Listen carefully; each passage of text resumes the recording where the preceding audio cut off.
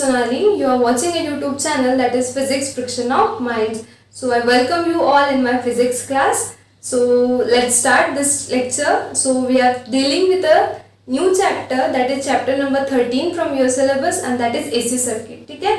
So friends, last lecture में हमने फिजर का कॉन्सेप्ट देखा, उसके बाद हमने AC circuit study किया by using a resistor in that circuit. ठीक है. So we have seen the AC voltage applied to a resistor in a previous lecture. So in this lecture we have to see AC voltage applied to a inductor. AC voltage applied to a inductor, जैसे resistor का resistance था capital R, वैसे ही inductor का inductance है capital L. Okay. सो अब resistor की जगह पे हमने क्या किया, इस सर्किट में इंडक्टर लगाया है, और अब इस इंडक्टर की वजह से जो आपका कॉज है, आपका जो कॉज है ईएमएफ, और आपका जो इफेक्ट है करंट, इन पे क्या इफेक्ट होगा, क्या दोनों इन फेज रहेंगे, क्या दोनों आउट ऑफ फेज रहेंगे, क्या ईएमएफ करंट को लीड करेगा या ईएमएफ करंट को लैग करेगा. सो ये हमें इस लेक्चर में डिराइव करना है. ठीक है. सो ये जो कंक्लूजन है ये हम एंड में निकालेंगे. जैसे रेजिस्टिव सर्किट के लिए हमने कहा था दैट एट द एंड जो हमें कंक्लूजन मिला था कि EMF and current, right, these are in phase with each other. The phase difference is zero. That means no one is lagging, no one is leading. So similarly, अगर in place of resistor हम अगर circuit में inductor लगाते हैं, तो उस inductor का इस कॉज और इस इफेक्ट पे क्या इफेक्ट होगा ये हमें स्टडी करना है. Okay. So for that case we have designed one AC circuit in which we have used an inductor. We have used one inductor having inductance L. Okay, and we have used one alternating EMF source. Okay, जिसका instantaneous EMF आपको पता है कितना होता है, E naught sine omega t. Okay. So ये दो standard expression बिल्कुल आपको ध्यान में रखना है, क्योंकि ये इस स्टैंडर्ड एक्सप्रेशन पे ही पूरा आपका AC सर्किट बेस्ड है. और मैंने आपको क्या कहा है ना, मतलब मैं फिर से आपको कह रही हूँ कि ये इक्वेशन कहाँ से आया, तो ये इक्वेशन AC जनरेटर से आया, जो कि EMI का लेक्चर नंबर 5 है. अगर आपने नहीं देखा होगा तो पहले वो लेक्चर देखो और फिर ये देखो. ठीक है. सो इस तरह से हमने एक AC सर्किट डिजाइन किया, जहाँ पे अब हमने रेजिस्टर की जगह पे एक इंडक्टर लगाया है जिसका इंडक्टेंस है capital L, and we have used one key in order to make and break the circuit. Okay. तो जब आप की ओपन रखोगे सर्किट ब्रेक रहेगा, जब आप की क्लोज करोगे सर्किट मेक रहेगा. Okay. So see now see the concept. So this is, ये जो EMF है, this E is equals to E naught sin omega t. Okay, so this is your applied EMF. EMF क्या किया है आपने, apply किया है. So when you close this key, what will happen? So see, before closing the key, जब की close नहीं है, मतलब जब की ओपन है, मतलब जब सर्किट ऑफ है, तो इसका मतलब क्या है कि आपने EMF प्रोवाइड ही नहीं किया है, पोटेंशियल डिफरेंस ही नहीं है, तो ये जो करंट फ्लो होने वाला था इंस्टेंटेनियस करंट कितना रहेगा, जीरो, जबकि ओपन है.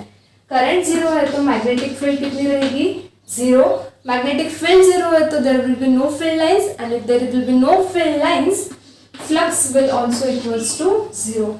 सो this is the condition before making the circuit. Okay. Now suppose you have close this key. ठीक है. जैसे ही आपने की क्लोज की, ये इंस्टेंटेनियस EMF ऑफ सर्किट में है, जिसके वजह से एक पोटेंशियल डिफरेंस क्रिएट होगा, और जिसके वजह से ये इंस्टेंटेनियस करंट सर्किट में से फ्लो होगा. ठीक है. सो अब after closing the key, the value of current will increase from zero, right. जैसे ही करंट फ्लो हुआ, मतलब जैसे ही करंट बढ़ा, फील्ड क्रिएट होगी. सो फील्ड क्रिएट होने की वजह से फील्ड लाइंस होगी. फील्ड लाइंस की वजह से जो फील्ड लाइंस इस कॉइल में से परपेंडिकुलरली पास्ड होगी, राइट, तो क्या कंट्रीब्यूट होगा, magnetic flux.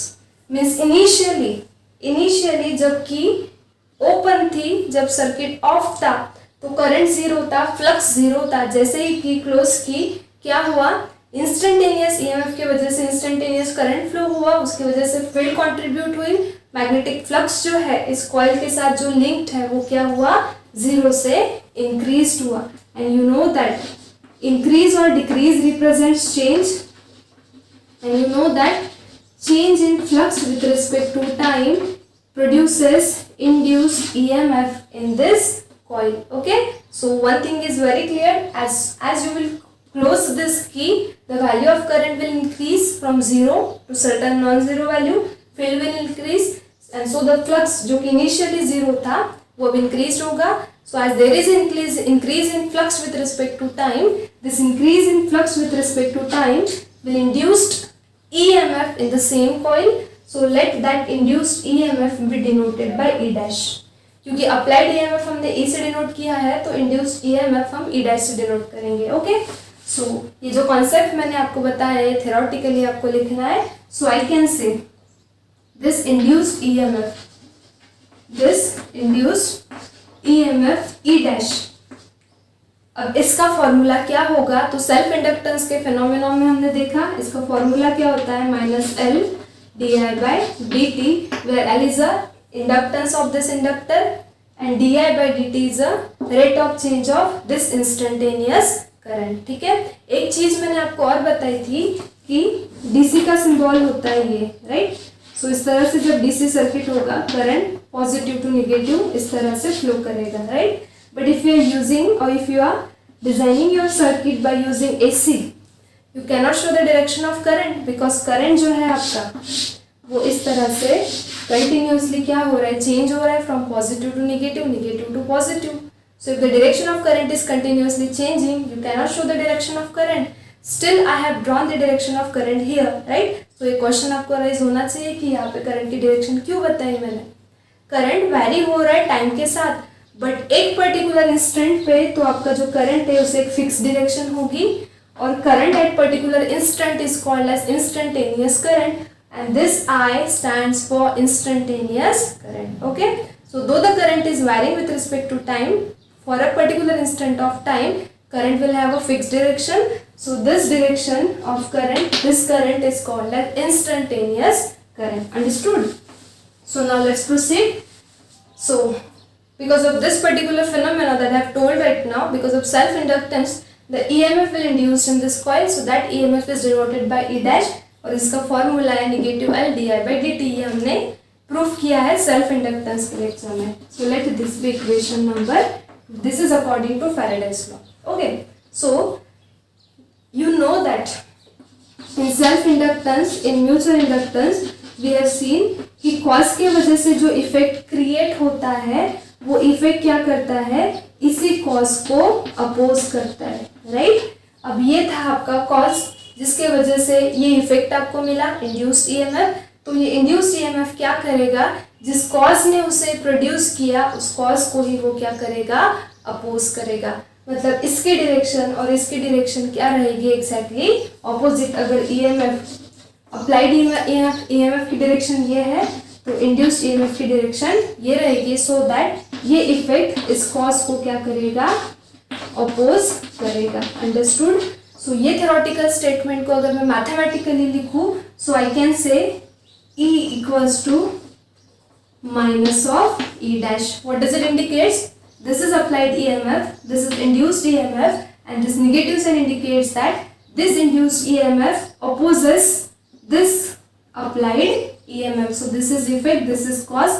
This effect is opposing the cause, and that opposition is represented by this negative sign. Okay? So this is all about theoretical concept. I hope यहाँ पे simple सा mathematical steps है, बहुत easy है, but अगर आपको theoretical concept समझ में आया होगा तो ही आपको लेक्चर में इंटरेस्ट आएगा. ठीक है, सो थ्योरेटिकल कॉन्सेप्ट जो है वो स्टार्ट में ही हमने क्लियर कर लिया. ओके, सो अब E की वैल्यू आपके पास है, E डैश की वैल्यू आपके पास है. Substitute the values. What is the value of E? It is E not sin omega t equals to this minus sign as it is, and what is the value of E dash? E dash is minus L di/dt.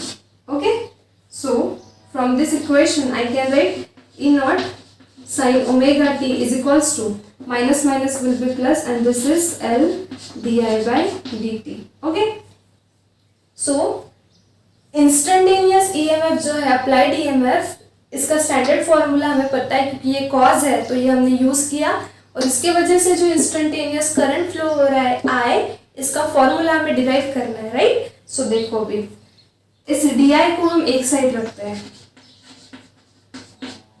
इस D को हम एक side रखते हैं और rest of the term इधर लिखते हैं, तो ये क्या हो जाएगा E naught by L, this E naught as it is, L इधर आया, this is sine omega T और ये डी टी इधर गया, so this is D T. अब मैंने ऐसा क्यों किया, क्योंकि एक स्ट्रैटेजी होती है डिराइव करने की।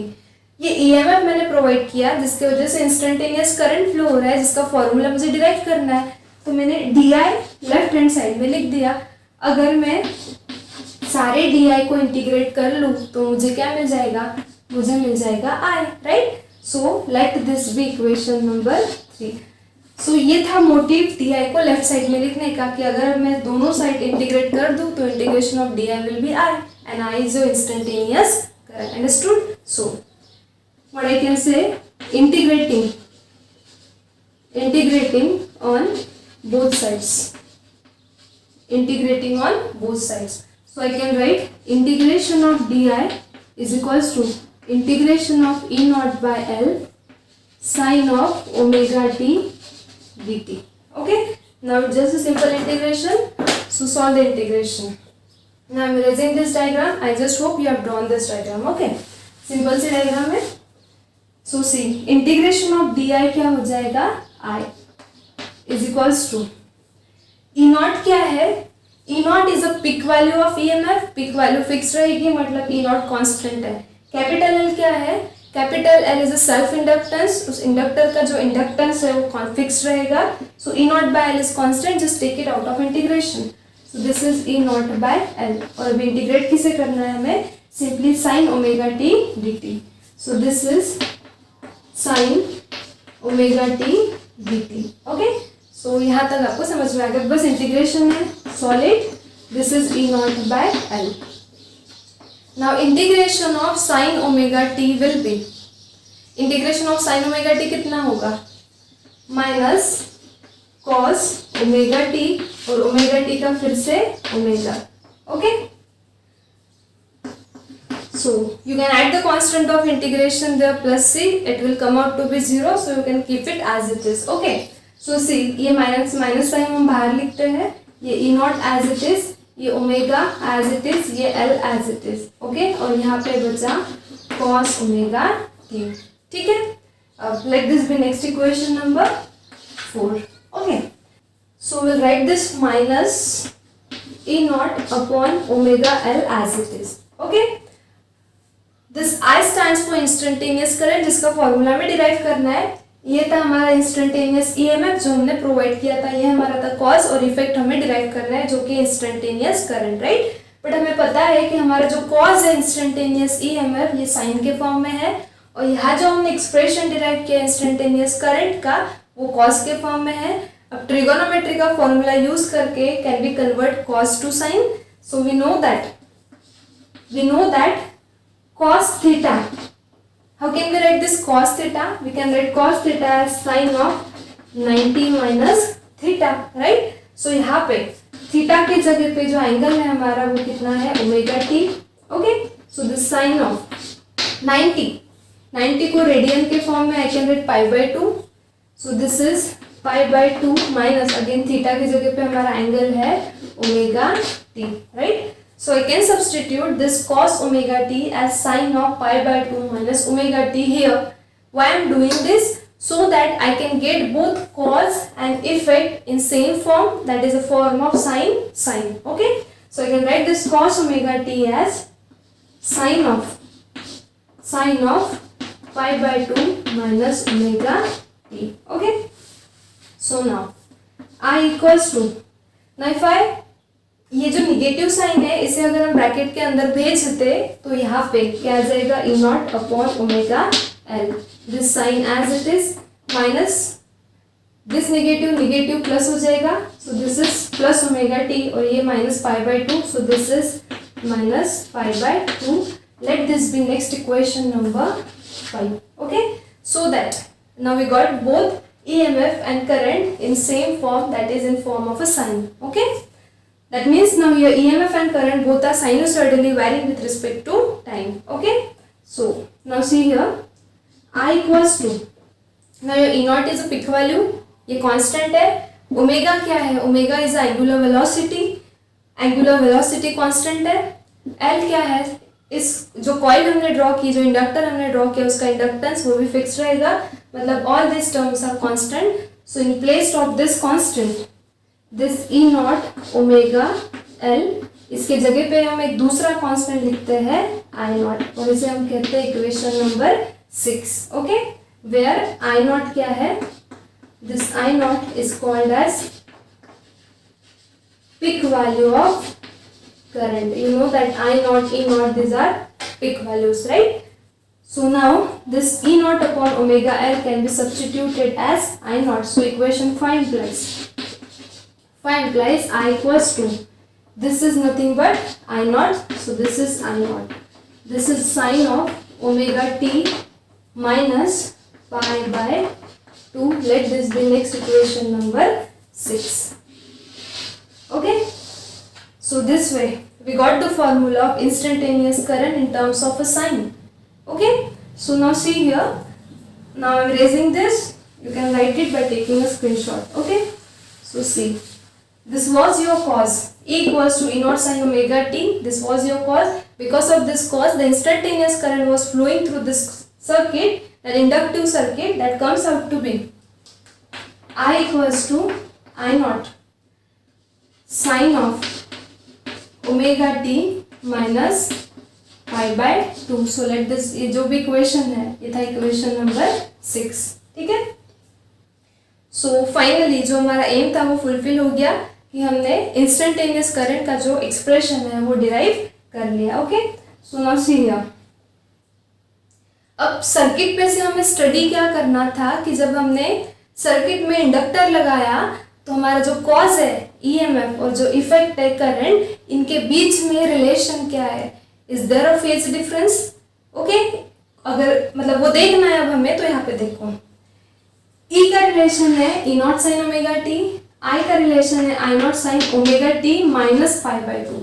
सो ये माइनस पाई बाय 2 क्या इंडिकेट कर रहा है, रेजिस्टर के केस में था E equals to E naught sine omega T और करंट मिला था I naught sine omega T.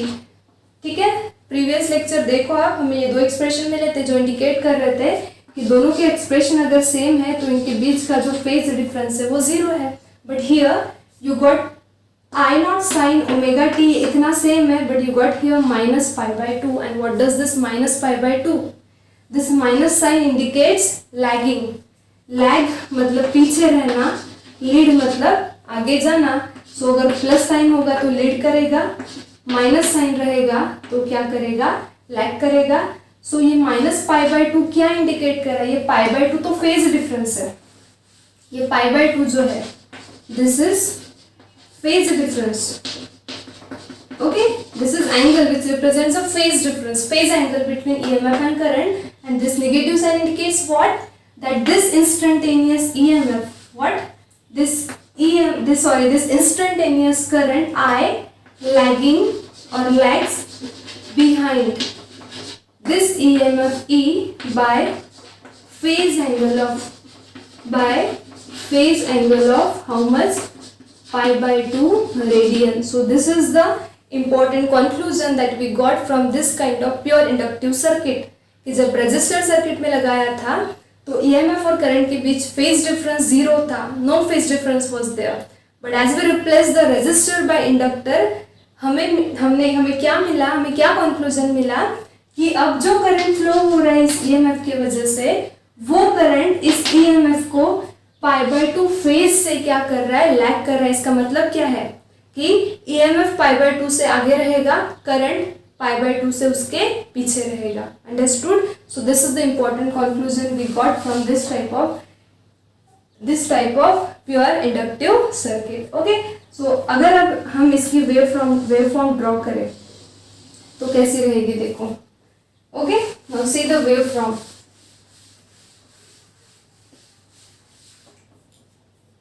This is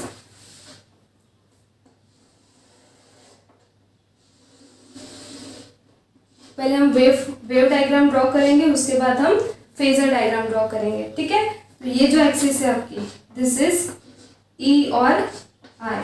okay, this is your 0. Now you know that one complete cycle gets completed in 2 pi radian. So this will be half cycle will complete in pi radian. Okay, 1/4 will be in pi by 2 and this will be in 3 pi by 2. Okay, so पहले हम EMF का graph, एक strategy ध्यान में रखो एक कि EMF और करंट, EMF आपका क्या है, कॉज है, और करंट आपका क्या है, इफेक्ट है. तो EMF का एम्पलीट्यूड हमेशा करंट से ज्यादा दिखाना वेव डायग्राम में. ओके, सो देखो यहाँ पे सपोज ये EMF की पिक वैल्यू रीच करेगा, हाफ साइकिल में फिर से 0 होगा, नेक्स्ट हाफ साइकिल यहाँ पे कंप्लीट होगी. तो ये जो आपकी डायग्राम है इस तरह से, ठीक है, ऐसे. This is the wave form of EMF. What does it indicating?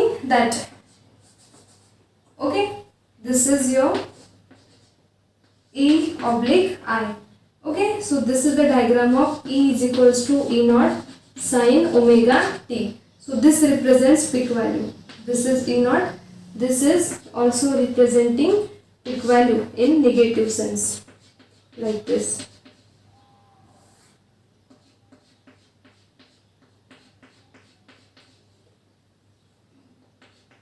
So this is minus E naught. Okay, so this is the waveform of instantaneous EMF, right? Now your current is lagging behind EMF by a phase angle of pi by 2 radian.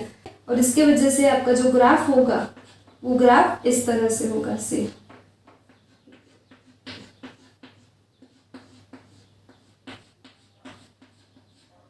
graph will be like this.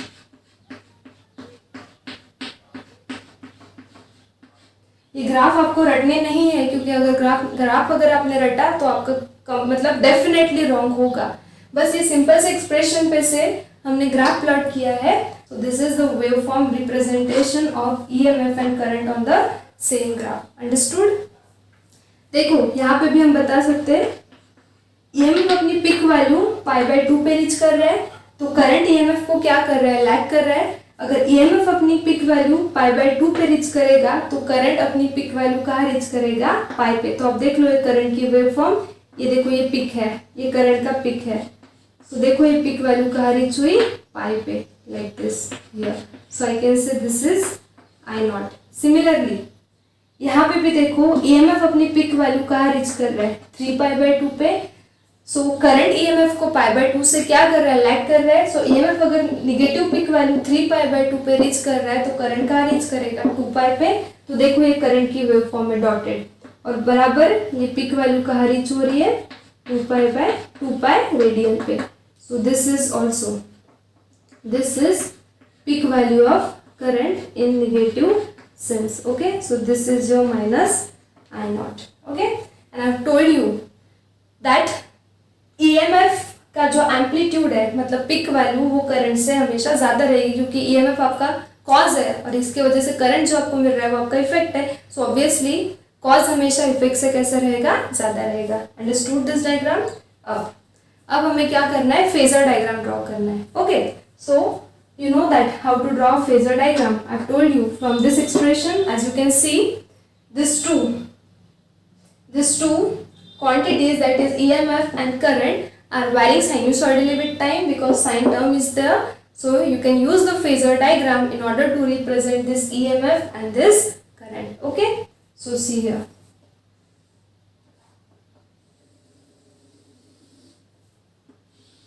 So this is your reference axis that we call as a horizontal axis, like this. Okay.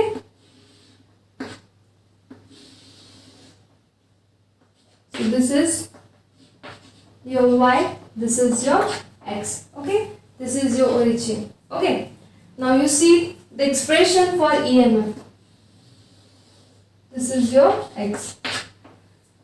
What is the expression for EMF? E equals to E naught sin omega t, right? That means हम एक rotating vector draw करेंगे इस तरह से, ठीक है, इस तरह से. अब आपको पता है लेंथ ऑफ वेक्टर, फेजर में हमने देखा इस रोटेटिंग वेक्टर की लेंथ क्या रिप्रेजेंट करती है, it always represents a peak value, right. So see here This is your rotating vector like this. Okay, you have to draw a straight line like this. Okay, so length of this vector represents the peak value of this E naught. Okay, and what is the angle? Angle is omega t. So ये reference axis से ये angle बनाएगा omega t. Okay, so अब current क्या कर रहा है? Current EMF को पाई बाय 2 से लैग कर रहा है, और अगर लैग कर रहा होगा तो वेक्टर कहाँ रोटेट होगा बताओ? अगर लैग कर रहा है तो वेक्टर क्लॉकवाइज रोटेट होता है, लीड कर रहा है तो वेक्टर एंटी क्लॉकवाइज रोटेट होता है, ये मैंने बताया है. सो करंट ईएमएफ को लैग कर रहा है तो वेक्टर, अब ये वेक्टर कैसे रोटेट होगा? क्लॉकवाइज. ओके, और कितने फेज से लैग कर रहा है? पाई बाय 2. सो यहाँ से ये वेक्टर ऐसे पाई बाय 2 तक रोटेट होके कहाँ पे आएगा? यहाँ पे आएगा, इस तरह से. सो दैट सी ये जो एंगल बनेगा इनके बीच का, ये कितना बनेगा? 90 डिग्री, मतलब पाई by 2. Okay, so the length of this vector, this rotating vector will give you a peak value of current which is I naught. Understood? So see, as your current is lagging the EMF by a phase angle of this pi by 2 means 90, and that's why this vector has been rotated clockwise. Okay, उल्टा मैं कह सकती हूँ EMF current को पाई by 2 से lead कर रहा है. करके देखो, ये वेक्टर जो है EMF का, ये ऐसे रोटेट हुआ. कैसे रोटेट हुआ? Anti clockwise represents leading vector, this clockwise represent this lagging vector. Okay, अब नेक्स्ट चीज मैंने आपको बताई थी, if you want this instantaneous EMF and current, just draw the projection. अब अगर साइन के फॉर्म में होगे तो y एक्सिस पे प्रोजेक्शन ड्रॉ करो, कॉस के फॉर्म में होगे तो x एक्सिस पे प्रोजेक्शन ड्रॉ करो. ठीक है, this are in terms of sine, so we will draw a projection on y axis like this. Okay, so this is, ये जो है ये, this is your E is equals to E naught sine omega t. Similarly for the current, you can draw a projection on y axis. So this is, ये क्या है आपका? This is, what is that? I is equals to I naught. This is I is equals to I naught sine of omega t minus pi by 2. Okay, so this is a simple phasor diagram. Okay, now one more important term that you have to study from this particular point, and is that inductive reactance. Inductive reactance.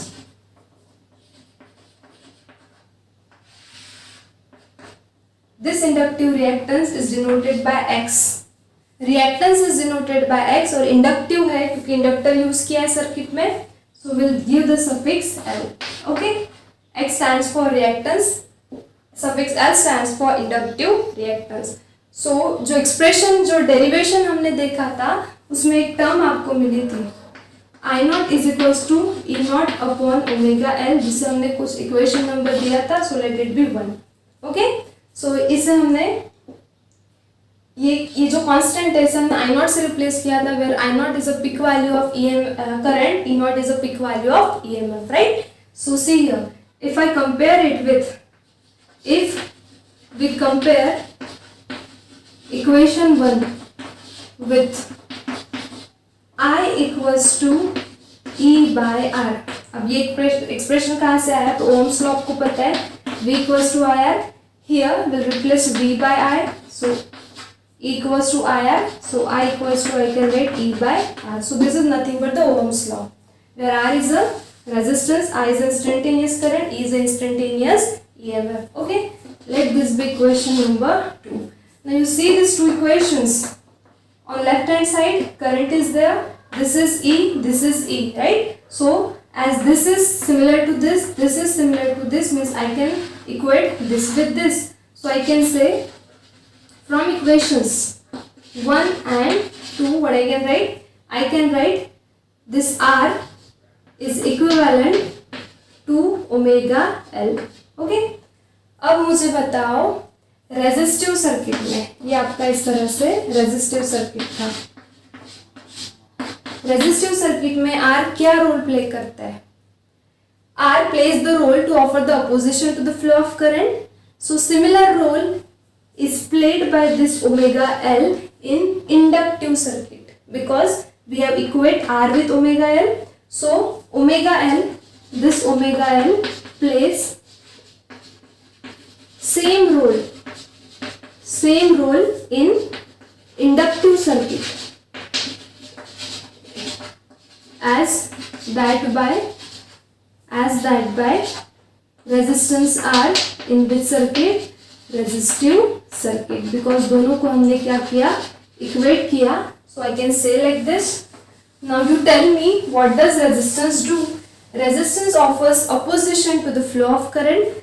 So as this is equivalent to this, so omega L will do the same role in inductive circuit as that by a resistance R in a resistive circuit. अब अगर resistance opposition offer करता है तो ये inductance भी क्या करेगा, opposition offer करेगा, and this opposition offered by inductance is called as inductive reactance and is denoted by XL. So I can write XL is equals to omega L. So let this be equation number 3.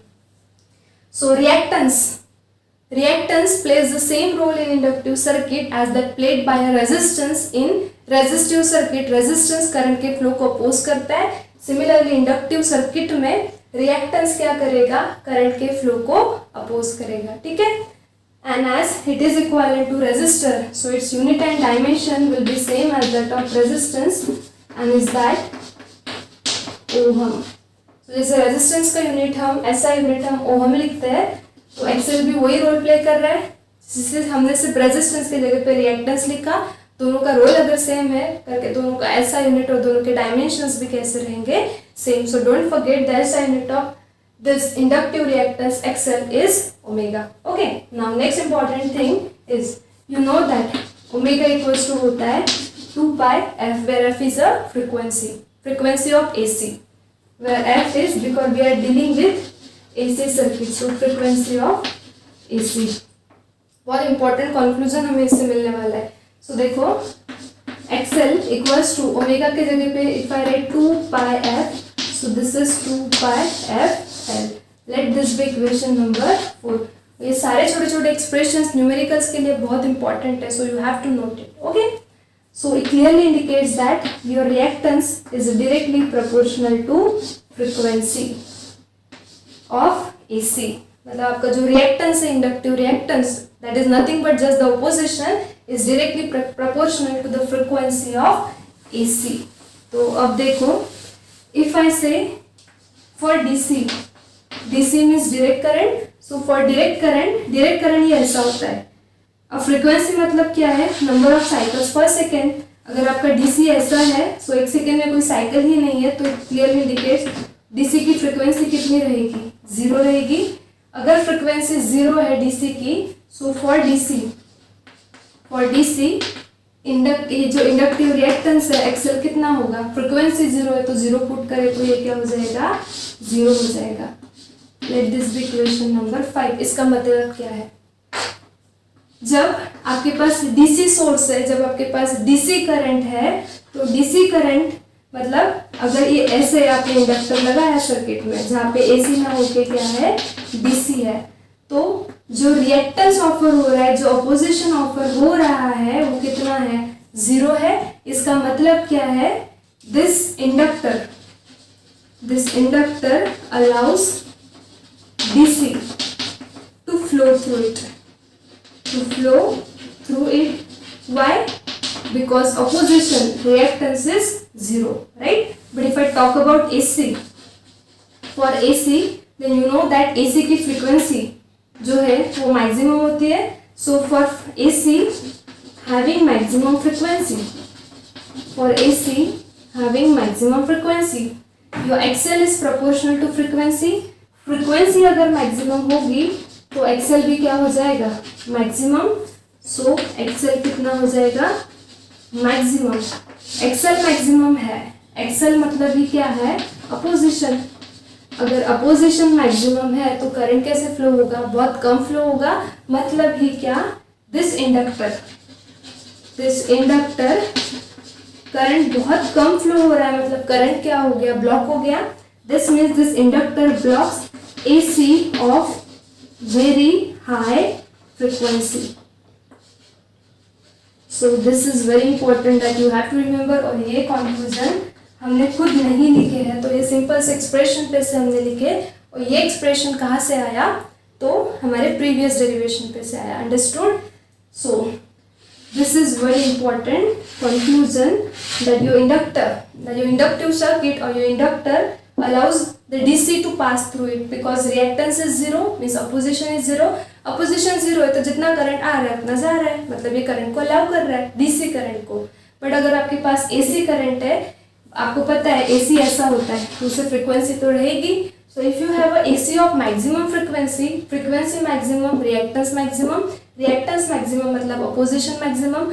Current को अगर maximum opposition मिलेगा तो current क्या हो जाएगा, पास ही नहीं होगा, मतलब करंट क्या हो गया, ब्लॉक हो गया. And that's why inductor allows DC but inductor blocks AC of high frequency and it allows the AC of minimum frequency but it blocks the AC of high frequency or maximum frequency. So this way, this was the pure inductive circuit.